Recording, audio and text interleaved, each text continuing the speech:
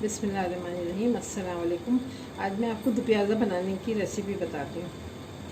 ये देखिए, ये सामान है उसका। ये 1 किलो बीफ है। आप चाहें तो मटन में भी बना सकते हैं इसको। और ये तकरीबन 1 किलो प्याज है। प्याज ज़्यादा डलती है इसमें। और ये 2 कैरियाँ हैं, हरा धनिया है 1 इंच पूरा, और ये 8 से 10 हरी मिर्चें हैं, और ये कड़ी पत्ता है।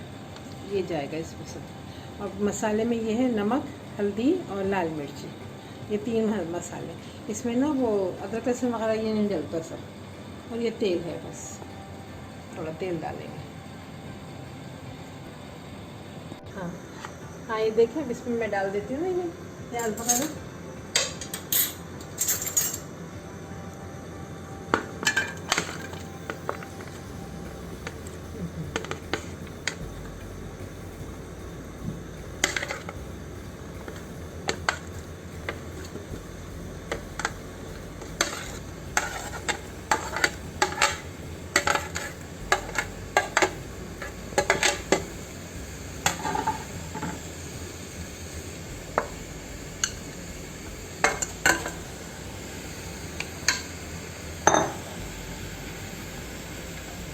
ये मसाले भी डाल देंगे इसमें तीनों। देखिए, इतने कम मसालों में ये बन जाता है ना, और बहुत टेस्टी बनता है, अच्छा बनता है, पसंद भी आएगा बच्चों को भी, बड़ों को, सबको।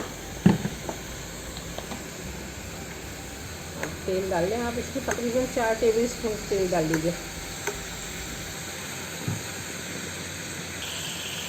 अब इसमें तकरीबन आप 2 गिलास पानी डाल लीजिए। ये अपने अंदाजे से डाल लीजिए, जितना भी इसका गोश्त डले, जितना बन होता है।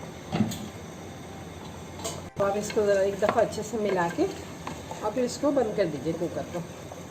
जितना भी इसका गोश्त डले, जितना बन होता है। तो आप इसको ज़रा एक दफ़ा अच्छे से मिला के और फिर इसको बंद कर दीजिए कुकर को।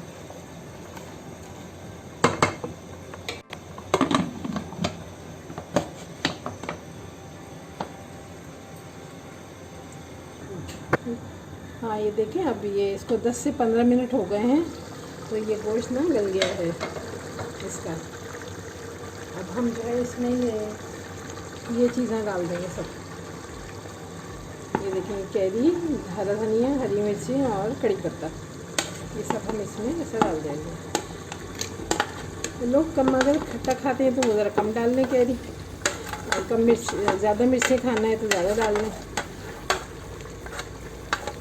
बहुत सादा और आसान है, मतलब बहुत ज़्यादा मसाले भी नहीं हैं, थोड़ी चीज़ें हैं, और जल्दी भी बन जाता है। कुकर जल्दी बन जाता है। अब ये बस इसको भूनें जब तक ऐसा न सब मेल्ट हो जाता है उसका, प्याज वगैरह।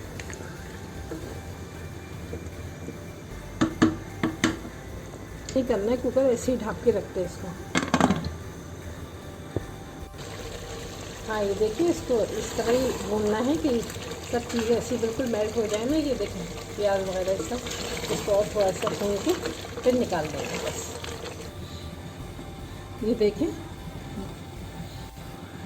हाँ, ये देखें, ये ऐसे बन जाएगा पूरा। आप इसको चावल से, सादे उबले हुए चावल से भी खा सकते हैं, और पराठे से, चपाती से, सबसे बहुत अच्छा लगता है ये।